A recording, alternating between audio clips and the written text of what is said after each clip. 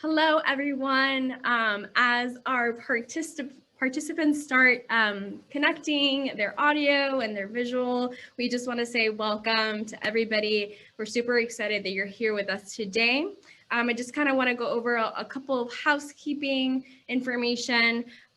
We do have Spanish interpretation available for this session.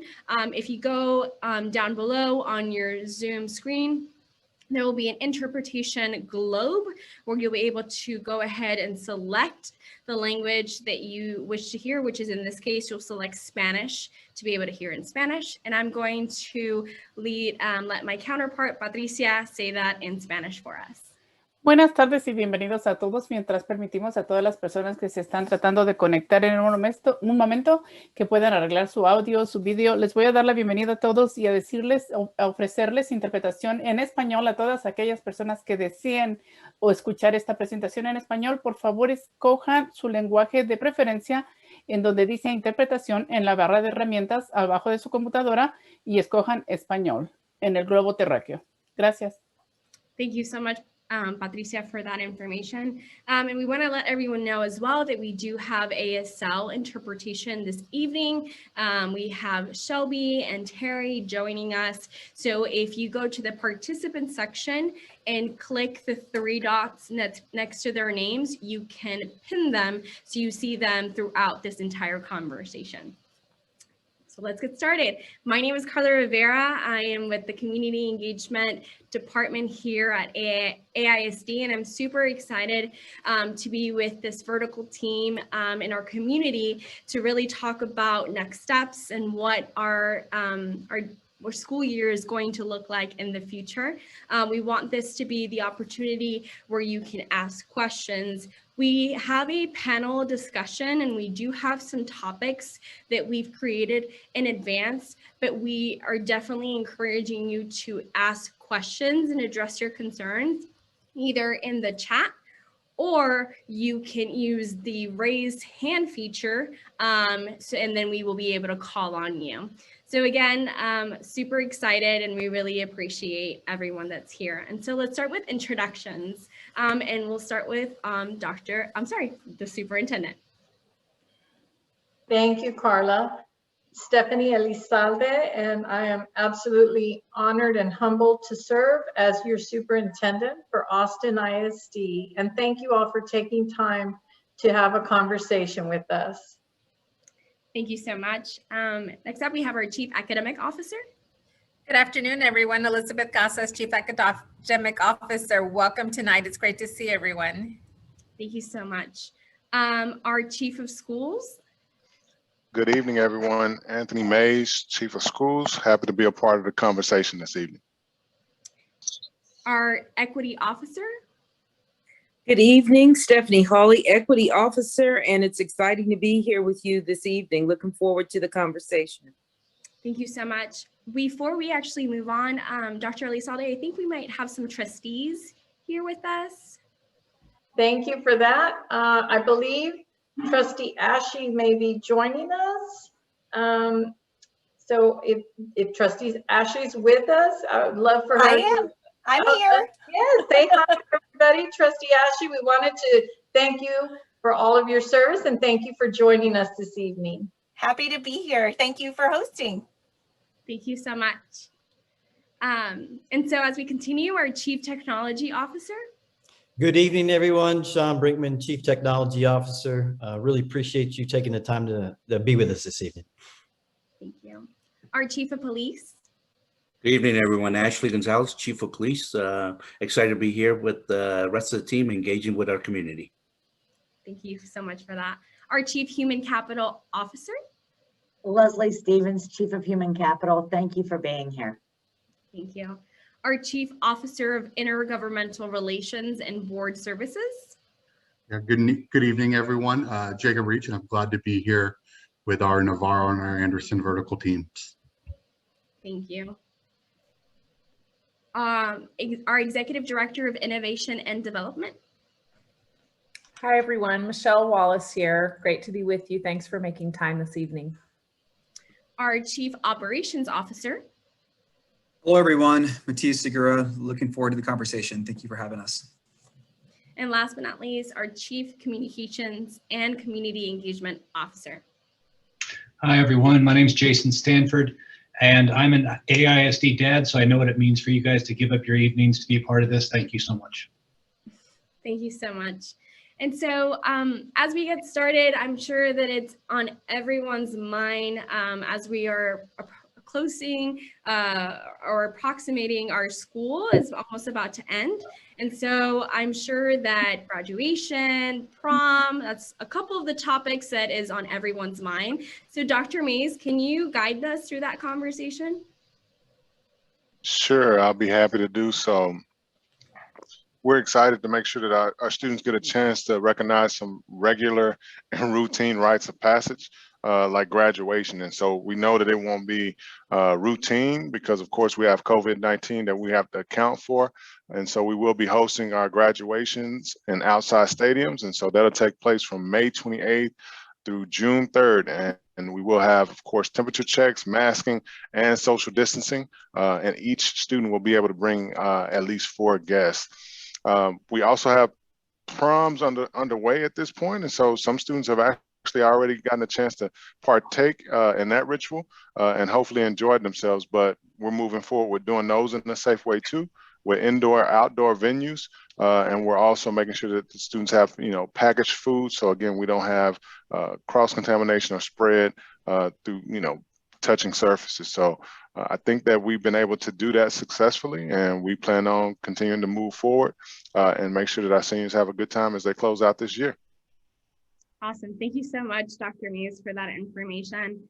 And as I'm sure that, as we are seeing the light at the end of this tunnel with the pandemic, I'm sure that a lot of our community members, especially our parents and our families, are really wanting to understand how are we preparing ourselves as we pivot to our 21-22 school year and summer sessions. So Dr. Elizalde, can you talk to us about that?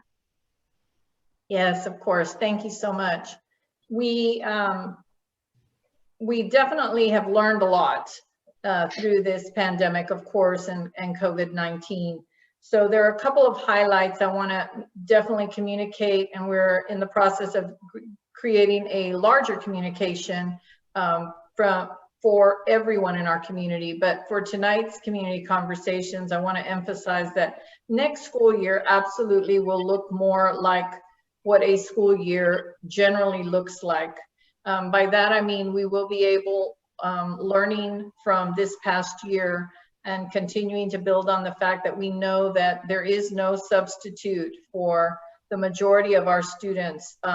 They need to be in a face-to-face type of environment. And if we can do that and continue to do that in a safe way, especially now that so many of our staff have had an opportunity to receive the vaccine, we will continue to utilize the CDC guidelines as we move forward, whatever those will be at that period of time. So I know that there will be some questions about masking, and at this time we again will be, if the CDC says that masking is what is required, then we will be utilizing masking at our campuses. We also know there could be changes between now and then, whether it's because of variants or it's because of different number of cases that we have. In addition to that, I also want to commit that our teachers will not be doing concurrent teaching. They are not going to be doing a what they've been asked to do this year, which is do both an instruction to students that are on Zoom and a question and to provide instruction with regard to those students in person. And so next year we will have dedicated teachers if we're even able to offer a virtual delivery model. Initially, the commissioner of Texas, the Texas Education Agency Commissioner, Mike Morath, indicated that we should in fact be planning on offering some virtual options. Since then, that's been reversed, and it now requires legislation for that decision to be made, because currently the legislation bars public schools like our ISD for offering virtual instruction with very few exceptions. So at this point, we need to be planning very much so for a more traditional face-to-face experience for next school year, and a very slim chance of virtual delivery. And if we did offer it, it would probably be to a very small number of students based on what the state is requiring. But there's still much unknown. We're following the bills to see if they get through both houses and if in fact the governor passes it or not. There seems to be an overwhelming concern from the governor with students being offered virtual instruction from public ISDs. But just to be clear, charter schools are able to offer virtual instruction and public ISDs are not at this time. And so it's just really important that we recognize that we will need to be making adjustments throughout the summer and need to give our teachers and staff a longer runway to prepare so that we can work towards ensuring that we respond to the academic losses that are a result of COVID-19, along with the need for increased mental health supports. Thank you.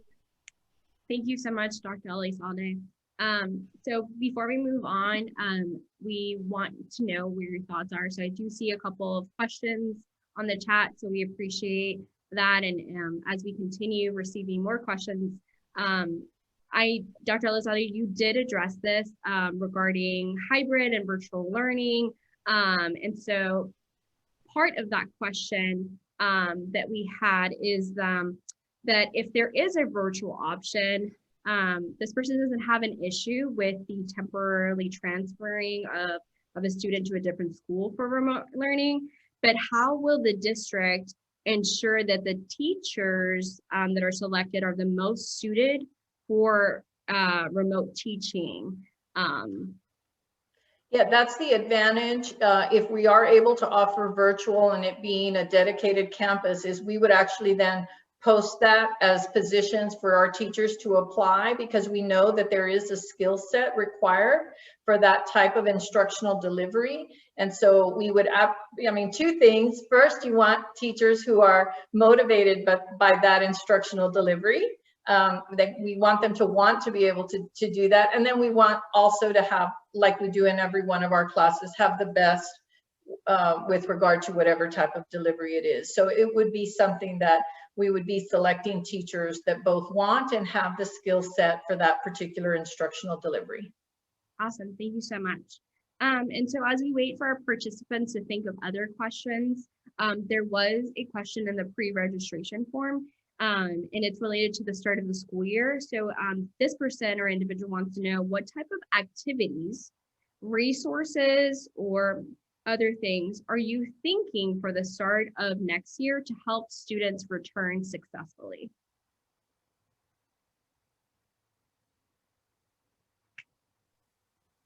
I don't know if Dr. Mays wants to start with that one or if he wants me to start. We're looking at everything from those SEL and mental health supports.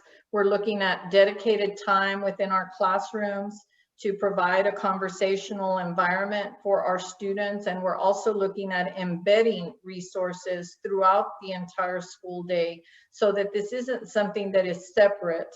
We're also going to be providing a lot of professional development because we know that that is the key to ensuring that we have enough of the how we are going to get our students caught up. So there will be some changes to the curriculum that will focus on what we'll call tier 1 instruction in an accelerated manner, so that what we do is utilize student strengths from an abundance mentality to help bridge those areas that they may need some support, instead of a deficit approach, which is what do they not know. Instead, we focus on what do they bring, because they all bring talents, and let's use those talents to bridge that. So there's specific curriculum and training that goes along with how we respond to students, both from an academic setting and from their mental health. And we also know they need to go hand in hand. So it's both and And the key to most of this is going to be in us giving our teachers enough time and our campus leaders enough time to build their plans to respond to those specific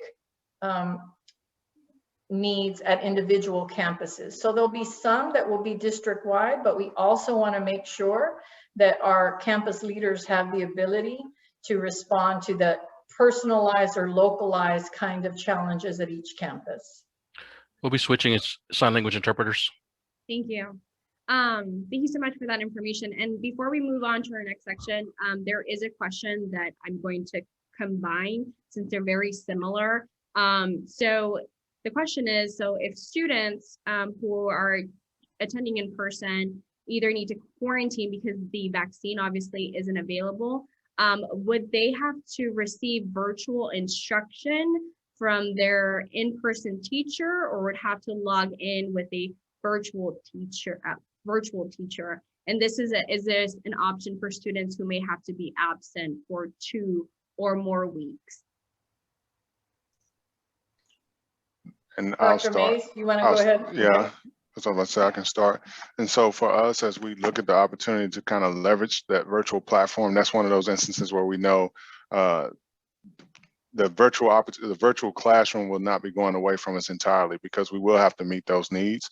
I know that we have planning going on in terms of, like you said, the scope that we'll use to try to offer those opportunities, but we know that it'll absolutely be necessary in an instance where we have to quarantine a student, because we're not going to allow a student to go unserved or those needs to go unmet during those situations. So that is absolutely an opportunity for us to leverage the virtual classroom.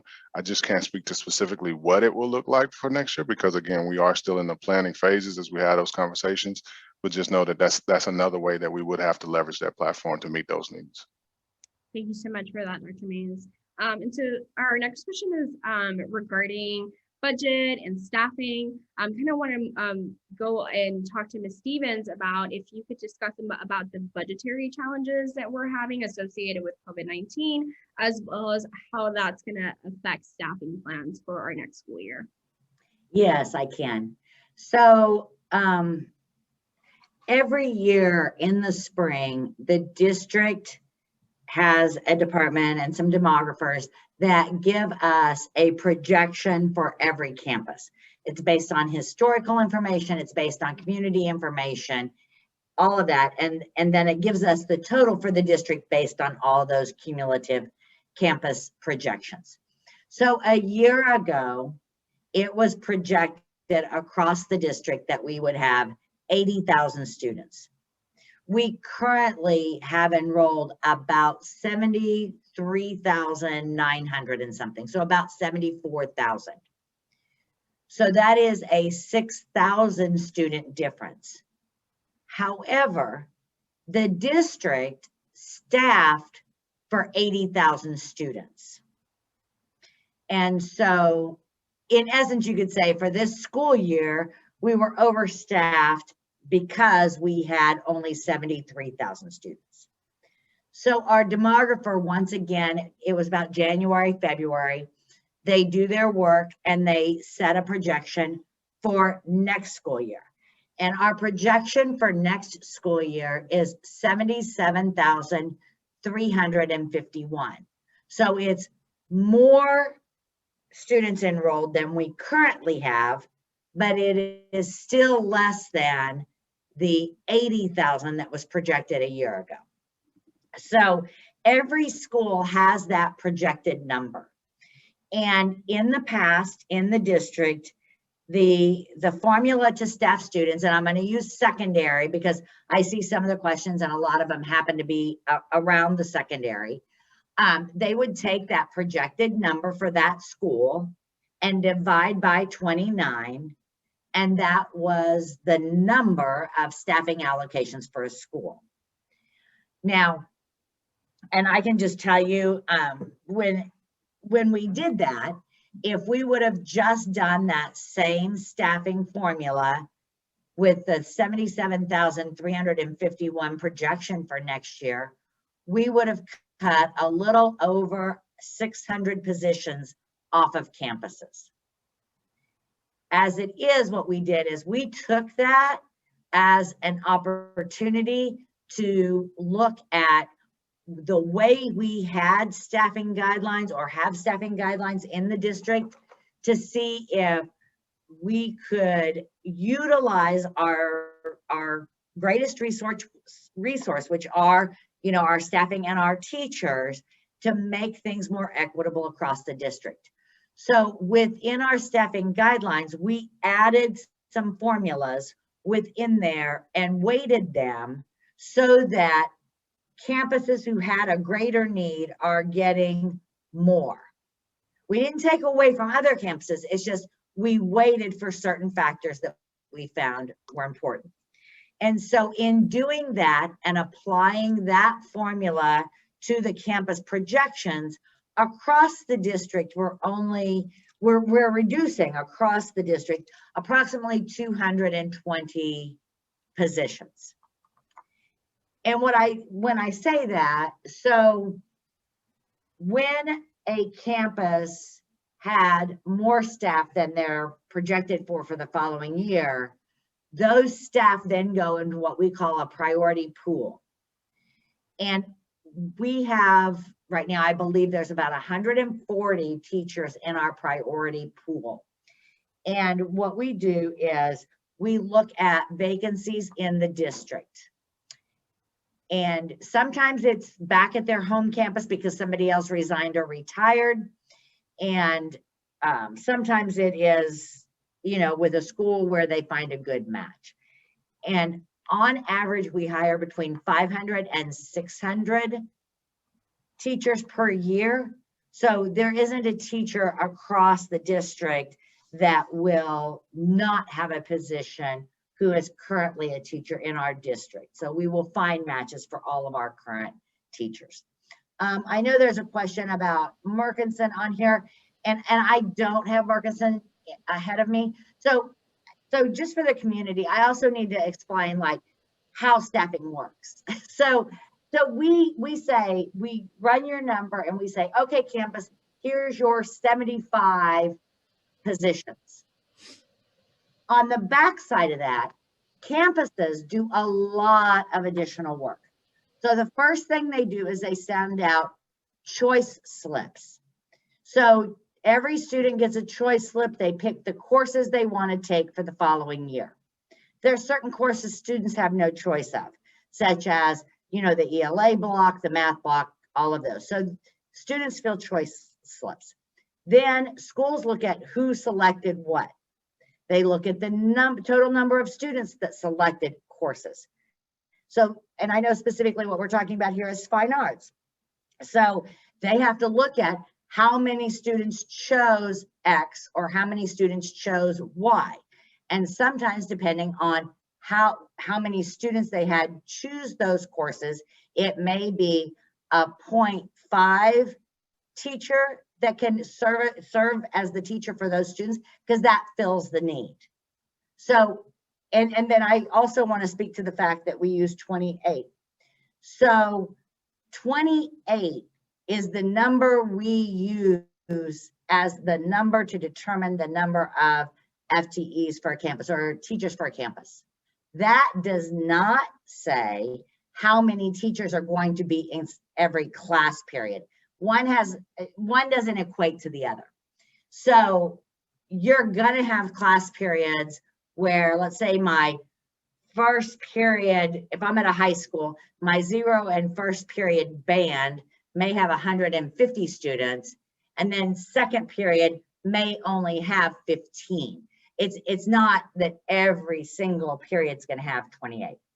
So I'm trying to answer some of these, but Morgan said, I don't have the numbers right in front of me. And I can, Deborah, and I know you're the one that asked the question. I'll put my email in the chat, and if you wanna, I'll copy your question over. If you'll send me your email address, I can answer it specifically and look them up. Will the schools that raised funds from their families and community members still get the same amount of money, or we look to an equity? So if you have student activity funds, so if you have an activity fund on your campus that raised money, those funds stay with that student activity group. They're not being reallocated to anyone else. It's that those are specifically for that group. And I think that's most of them that I saw in the chat, in the best way to explain staffing at a very broad level. Yeah, Ms. Stevens, and I can piggyback on that just for our campuses. I mean, because I see something down there about choice sheets. And so we do have tight timelines on those choice sheets and the building of the master schedule for those purposes, so that we can have a clear picture of the number of staff members that we need in any appropriate subject area. And so whether it's math, science, fine arts, those choice sheets and that student selection piece is going to drive it. And we do have deadlines to keep that from being something that drags out into the late summer months. And it's important that we maintain and meet those deadlines so that we do have a clear picture of our staffing at each campus and don't have to make those late adjustments that may be challenging, especially when you consider the availability of staffing during those late months of the year. Thank you, Dr. Mays and Ms. Stevens. I think you answered a lot of our questions in the chat, so I really appreciate you looking at that information. I do know that there was a question that we missed, which was, will campuses that fund positions from PTA funds, would they keep their positions? And there's one more question after that. At this time, we are getting ready to put out a communication to our schools regarding this. And I do want to, and you're going to see it later on in our presentation. So our Board of Trustees and our district have adopted a mission, a vision, some value statements, and underlying all of our work, and which we've heard a lot about, is the need to operationalize equity in the district. So we are taking a close look at that, and we are not going to allow for outside entities to fund campus positions, because it's almost like for the 21-22 school year, we hit a reset button to try to apply equity in staffing. And now if we don't even operationalize that, and we allow all of these other outside entities or support groups, while we greatly appreciate the support, but if we allow them to fund teachers, then we're right back where we were when we started. It's like then we did nothing. And so we really have to look at, like, what are we doing? We're trying to put the district resources where we feel like the needs are the greatest, and that need is based on the data that is shown in our district results. And so we're trying to follow our mission, our vision, and our values. Thank you so much, Ms. Stevens. And the next question is, with the reassuring of money, and I think she's relating to the statement that Governor Abbott referred to yesterday, for the money that's coming to the AISD, what is being done to ensure that students who require bilingual education receive it? We will be switching interpreters. Thank you. Do I need to reread the question? No, this is another one where we did change the formula that we used at elementary. I mean, just in the broad sense of how we applied it. In the past in Austin, they would give a number and they would say, okay, we project there to be 60 students in 3rd grade next year. They would divide the 60 by 22, and they told the school, here are the number of teachers you get. Then it was up to the school to figure out how many ESL teachers they needed and how many bilingual teachers they needed. And that resulted in some cases of having mixed language classrooms. So this year, when we did our projections by grade level, we did all of that work up front. So if we were given the number 60 at 3rd grade, we worked with our multilingual department, and they took that 60 and said, okay, based on the projections, based on what we're looking at, you're going to have this many students who need ASL, and this many students who need bilingual. And we took each of those numbers separately and divided by 22. So that with that 60, you might have 1 ESL teacher and 2 bilingual teachers. So we tried to do the breakdown during this point in time so that we're right in the midst of prime hiring season so that we could hire with a better, more realistic number of our needs. And so that is one of the pieces that we've done for the bilingual students in the district. Thank you so much, Ms. Stevens, for all that information. So it looks like we have been making some real big changes to ensure that we're supporting our students where needed. So Dr. Elizalde, can you tell us a little bit about how you've worked with staff in our community to identify those areas of need? Sure. As I joined the district back in August, which on some days seems like years ago and other days seems like yesterday, and did an entry plan of visiting with district leaders, some community groups, some business leaders, civic leaders. And as we continue to gather the information, there were about 3 common themes that came across in our district. In almost every group, equity and a concern for equity throughout the district was one main theme. A second theme was regard to special education and the need to improve services for those students. And then there was also a common theme of equal implementation of a bilingual model throughout all of our schools and receiving the appropriate staff to be able to serve students in bilingual settings. And so those 3 kind of common themes have continued throughout this school year. And so we have definitely worked to ensure, as we developed our action plan with an equity lens, which we'll hear from Dr. Holly shortly. I hope we get a chance to get to that piece. We'll see that equity is woven into the action plan. And so, you know, it's very challenging across the board to ensure that equity is in fact ongoing. And there are lots of different areas that we have to talk about when we talk about equity. But if we do have campuses where the student to teacher ratio is 4 or 5 less than it is at other schools, then we do have to reassess the number of staff that we have present on campuses. So it's never easy to implement or operationalize equity because it causes us to have to look at the entire system.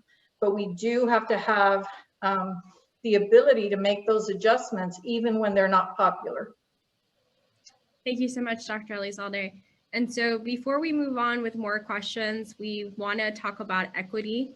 And so Dr. Holly, can you share with us about what the Equity Advisory Committee is all about? Yes, good evening. It's a pleasure to be here this evening. We're very excited about the Equity Advisory Committee. It's brand new. It's only had 2 meetings so far, but this committee is a little different from a lot of our other advisory committees in that we have 2 community members serving as chair and 2 district staff serving as chairs as well. And we have staff, we have teachers, and we have administrators. And I'd like to take the opportunity to invite others to join us. If you look to the right, you see the diagram on the right, which gives you a sense of the subcommittees that are working within this larger committee. And we invite the public, community members, families to join these various subcommittees. And in a few minutes, I'll put in the chat the link to the website for the Equity Advisory Committee. But the idea behind this committee is that it will provide recommendations to Dr. Elizalde in all of these areas. And we want to build relationships and connections with this committee. We don't just want to come together and complain and look for problems, but we want to solve problems. And most of us, I think, know the problems, but now we want to really bring the bridge the community and the district for problem solving. We're excited to have our students join us, and they are speaking up and leading subcommittees as well. And so when I put this link in the chat, you'll have an opportunity to get more information and perhaps join us. We are especially looking for parents who have students with disabilities. And so we really want parents with students with disabilities to join us so you can elevate the issues. We have a lot of folks that are representing different groups and supports, but we want to make sure everybody's involved and all voices are heard. And Dr. Elizalde, do you want to add anything else to this very exciting endeavor that we're involved with at this point? I just want to thank you for your leadership, Dr. Holly, and taking on all of these, not just the one advisory committee, but then the ability to have some areas that will have an area of focus that aligns, and of course with community building and education at the top of our flower petal blooming. Thank you. And Dr. Holly, there have been some questions in the chat about what is equity for AISD and what sort of steps, what are specific actions that are being used for equity. So if you can provide that for us. Yes, so to understand equity, we have a formal definition, and I'm going to ask someone who can drop our definition in. It's on our website as well, but it means that every student gets what they need. And a lot of times folks get confused about equity. Sometimes if people have always had certain resources, if we shift resources and we reallocate so that everybody can get what they need, sometimes it's problematic for folks, but really equity is about every child getting what they need. And then it's also about us elevating their gifts and their talents, and then making sure we set high standards and ensure high outcomes for our students as well. But one of the major things we have to do with equity, with regard to equity, is to disrupt systems and problems that have been recurrent. And as Ms. Stevens was talking about, the whole staffing formula is our first attempt at doing, and it's not a perfect process, right? But the intention is to make sure that every student in every school gets what they need, because that has not happened so far. So taking actions like the staffing formula, taking actions like making sure that we provide professional development to our teachers so they understand how to focus on the strengths of our students and how to engage the community as well. So there are many strands to equity, but the end game is that we won't be able to predict who's successful in our system by language, race, nationality, or income level. And so that takes a lot of work on the part of all the leaders and beyond the equity office. So I hope I answered your question, and I invite a conversation if you'd like additional information. Thank you, Dr. Holly. And one more follow-up question. One of our participants wants to know, when is the equity plan going to be published and released? I will toss that to Dr. Elizalde. She can tell you about that. That's not just our office. The equity plan is not an equity office plan. It is a district source plan, but I will toss that to Dr. Elizalde. So we're all revising and reviewing it is probably the better term. So I will be thinking that probably within the next week to 2 weeks, it'll be ready for us to publicize that. Awesome, thank you so much. And so I am now going to give space for Jason Stanford, our new Chief Communications Officer, to talk a little bit briefly about communication priorities. Oh, thank you, Carla. Like I said, I'm an AISD dad, and so I have been on your side of the communications from this district for 15 years, and I want to do a better job of it than it has been done. This is the end of my 4th week on the job here, and I can honestly say I've never been worked on a team that is more focused on fixing problems and doing the right thing. Everyone is unified. No one's trying to cover anything up. This is a really good bunch of people, and I want to tell their story. And I want to tell the story of how they are working every day to bring every kid the right education. And so we're shifting from a traditional reporting out model of communication where we'd issue press releases and announcements, and we're turning to a newsroom model where we're reporting on our own story and how we're interacting with the community. And I think that will yield a more transparent mode of communication that lifts up the community's voice in tandem with ours, and showing how we interact, and not hiding problems and not trying to deny them, but leading with the problems we're trying to solve, because a lot of trust has eroded over the years with the district and the community, and we need to earn it back from a communication standpoint. It's what I keep hearing it over and over again, that there's a lot of trust that needs to be made up in the way the district communicates. I can promise you, behind the scenes, in private, you got a good bunch of honest, hardworking, smart people here. And so my job's easy. I just got to be honest. And I just got to tell the story of what's really happening here. So I am really looking forward to this. This is, without a doubt, the best environment I've ever worked in. It is whatever the complete opposite of a toxic environment is. And I think you're going to see great things coming from the district pretty soon.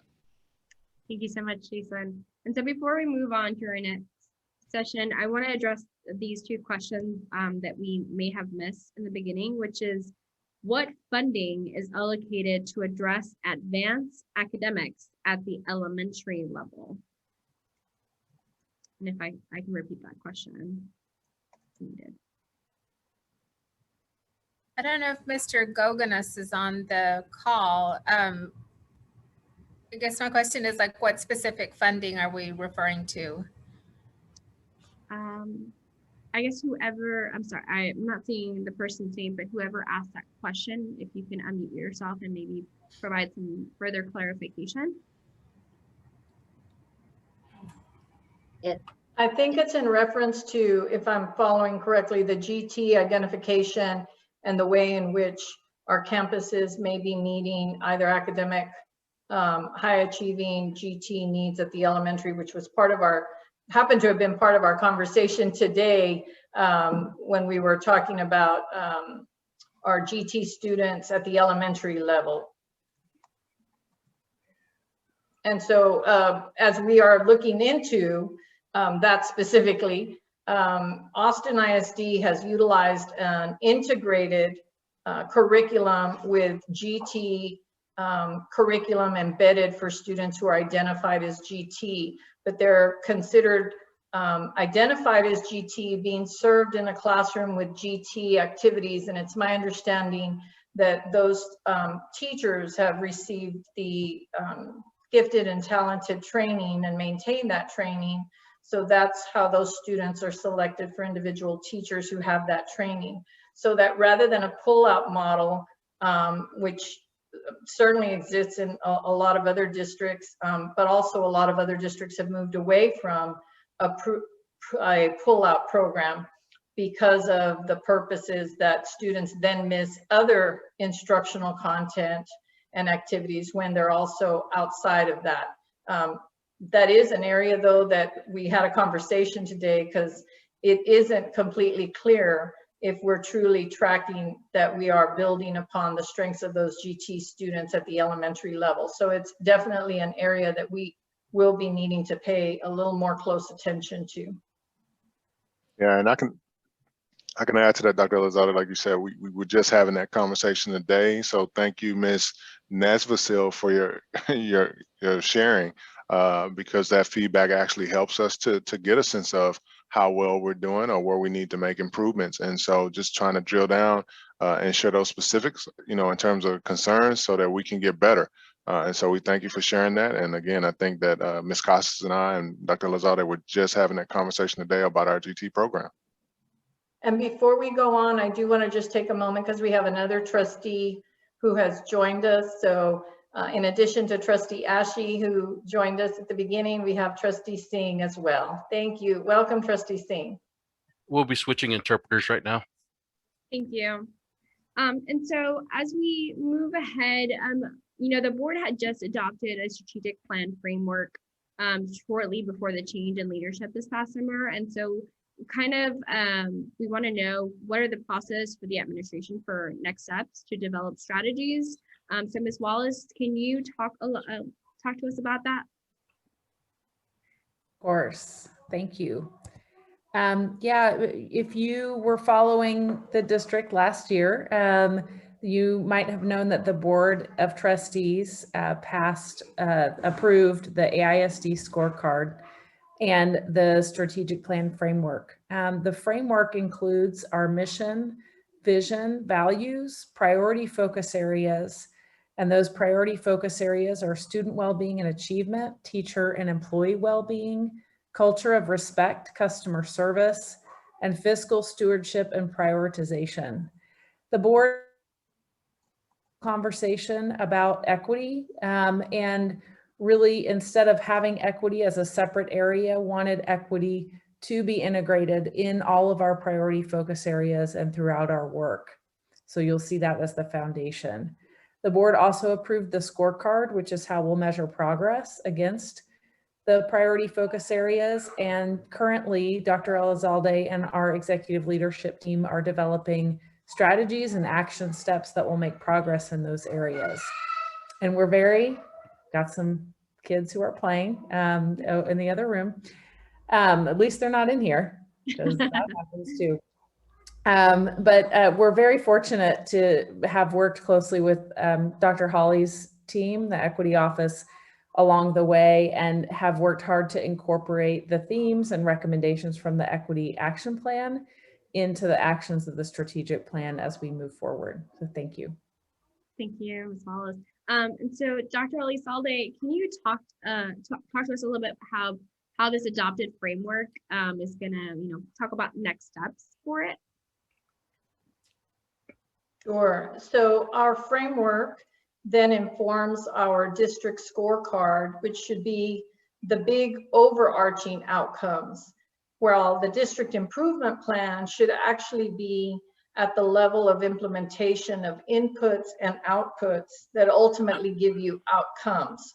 So the areas in which you would find specific strategies to address some of the issues that have been discussed even tonight, for instance, like special education, bilingual education, gifted and talented, and so on. Those would be part of our district improvement plan. That district improvement plan or our strategic plan then cascades down. All of this must be rooted in data. So we must be making decisions, as uncomfortable as they may be in terms of how we feel. Our decisions have to be rooted in our student academic outcomes. And so then, as we're not, or as we are making progress, we can use this as a cyclical event that allows us to go back and monitor throughout the year and make adjustments. Very much like a teacher's lesson plan, where you assess and diagnose and present and provide an implementation of a lesson. And then we monitor and adjust that lesson, and we make adjustments so that we can have this continuous improvement model. Thank you so much, Dr. Elizalde, for that information. And so we have actually a question about enrollment. So Dr. Reach, I know we're going to address some enrollment information. So the question is, can you confirm that we are moving to a more of a centralized enrollment process? Yes, I can confirm that, but of course we still want to focus on those amazing things that make each campus great and unique. So we are looking at having a centralized enrollment office for AISD. Thank you. Our next question is, now that there may be funds coming from TA per the CARES Act, how will the funds move down to a campus level to address staffing changes? And then do campuses have the ability to make their choices with funding?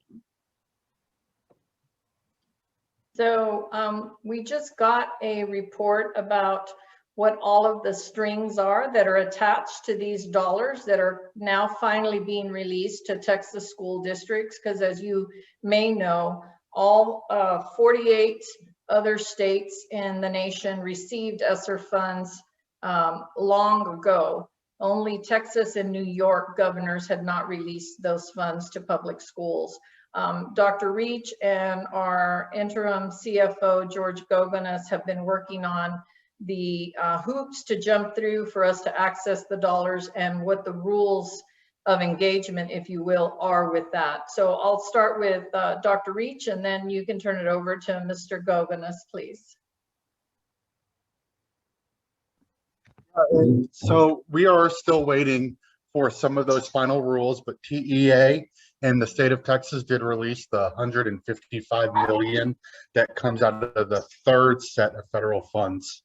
And so we are still trying to read through the grant application. I know that George Goganas' staff has been reading through that and trying to understand what we need to do to get that money quickly. We know that we'll be able to get 2/3 of it is available immediately, with the other 1/3 is awaiting some additional information from TEA. Mr. Goganas, do you have anything else to add right now? Just that, yeah, we'll be filling out our application shortly to get access as quickly as possible to about 100 million. And then it'll be up to us to identify where we want to spend that money. There's a few spending requirements, like 20% must be spent on evidence-based interventions and ensure that students respond back to academic, social, emotional needs. But then there's also, you know, spending requirements and the ability to spend money on, in addition to, I guess, instruction and developing and training and professional development, but also school facilities repairs to make sure that facilities are properly ventilated, also technology. So addressing all of the areas that we may have, you know, been set back by COVID and the coronavirus. Thank you so much for that information. We did have a question in the chat, and Dr. Mays or Ms. Casas can answer, and it's, what is the best way to understand curriculum? With any education, there are gaps that we want to fill with our family values and other priorities.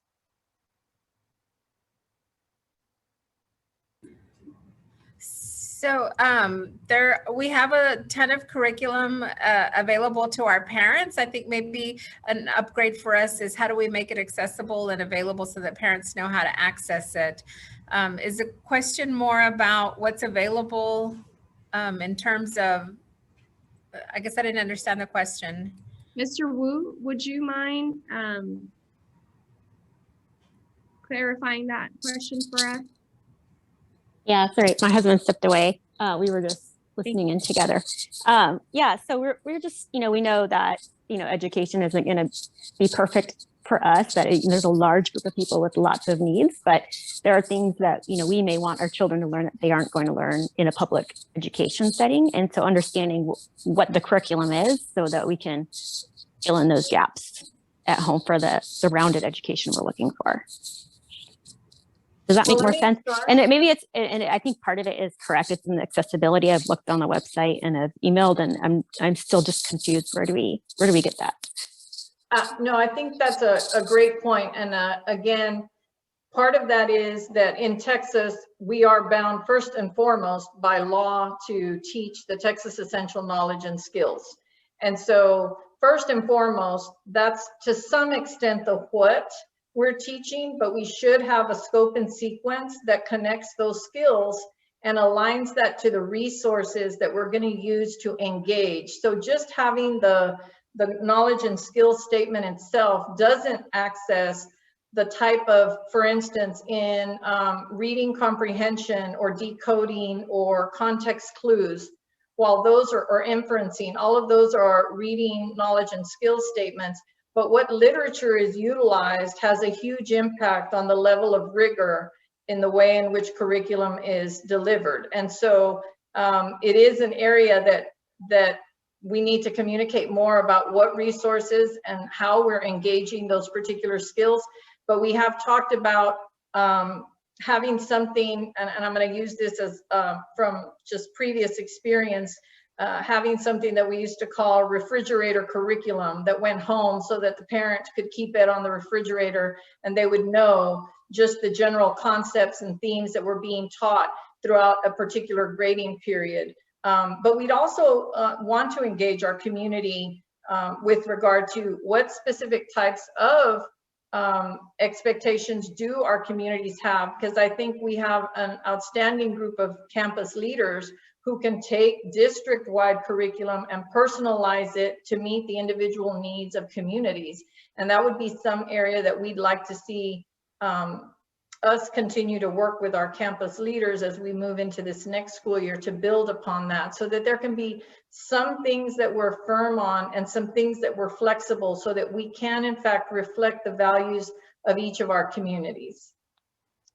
Thank you, Dr. Elizalde. And we actually have a equity question. It says, when is the board and AISD leadership expected to participate in deconstructing racism? I am delighted to see so many positive changes, but I hope that we continue this trend. So actually, Dr. Holly just gave me a plan that we're working on beginning to schedule. Dr. Holly, you want to speak to your scope and sequence for us with regard to training with our leadership team and the Board of Trustees? Well, and thank you for that. And thanks for the question. A lot of you, I've been looking in the chat, and a lot of you are really focused on equity. And many of you probably know that equity doesn't work unless there's transformation in leadership. And so Dr. Elizalde and the board are committed to some of the toughest training there is out there in terms of undoing racism and beyond diversity and courageous conversations. And so we've laid out a year-long, I think it's a year-long, right, Dr. Elizalde? A year-long. Yes, ma'am. Every other month of learning about internalized racial oppression, white supremacy, how it shows up in schools, and the personal work that has to take place. And so we're in the process right now of talking with the consultant and getting dates laid out. And the hope is that this will translate to the way we lead and communicate and support. So that's a huge, most districts in this nation do not commit to year-long work around racism and inclusiveness. So it's not just around race, but it's also around all the other isms that show up in our school district as well. And to get us to focus on really unpacking our own issues. And so I really commend our whole leadership team and our board for making that commitment, because it's going to make a big difference in our schools when we really get immersed in the work. Thank you so much for that, Dr. Holly. We are close to ending the session, but there was a question about student sharing. And so can we briefly kind of describe what that looks like? I'll get started because I think there was also a reference to a response that I gave to a similar question earlier, and then Dr. Mays may want to elaborate on the other portion of student sharing.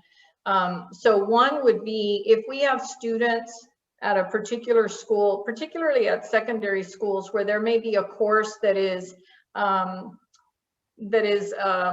I'll call a singleton, like there's only one section of, let's say AP Calculus BC, and there are enough students, let's say at Anderson High School for that course, but let's say that another school across town has 4 students that also want Calculus BC. Typically, it would be very difficult to offer that course at, like, let's say East Side Early College High School with 4 students, but we don't want to say no, especially knowing that we can now utilize and access technology in a different way, so that we would be able to benefit by either providing some support for the students at their campus, let's say at East Side Early College High School in this, I'm just making this example up, and the teacher that may be teaching that at Anderson High School, we would allow that to be piped into the classroom over at East Side and then provide them support